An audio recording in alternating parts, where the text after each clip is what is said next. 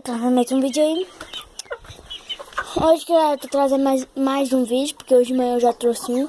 E eu tô mostrando aqui poucas mudanças que eu fiz. Esse dia eu tô de férias, eu não vou poder fazer muito vídeo, que eu vou pra casa da minha avó. E lá não tem internet. Aqui eu ia pôr esse pular de fora, deixei solto, mas não. E uma coisa que aconteceu ontem foi que a Juju e o Garnizé brigaram, porque a Cristo da Juju tá toda machucada. E a do Garnizezinho também.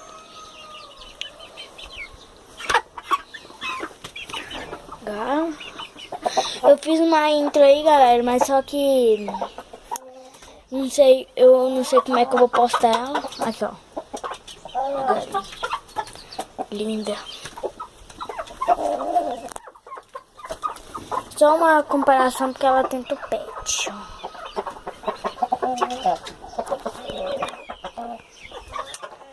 Hoje eu tirei 6 ou 5 ovos. Só que elas quebraram muito. Por isso é por causa que o peso dela, por isso não tinha nada a ver. Eu tinha uma ideia. Vocês deixam aí no comentário pra vocês acharem que é bom. Não tem essa madeira aqui, essa daqui. Eu desmanchei esse viveiro. Pregar uma madeira aqui assim, ó. E jogar ele, o galinha tombado, pra cá, cai água, tudo pra cá e deixei ele aqui. Aí eu já entro dentro do galinheiro, o portãozinho eu coloco aqui.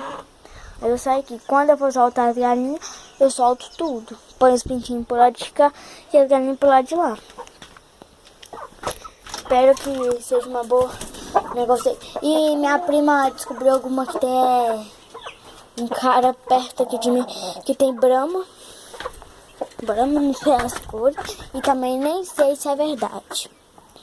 Ô galera, aí vocês vão deixar no comentário. Não corre muito com a câmera. Desculpa aí, galera, mas desculpa mesmo.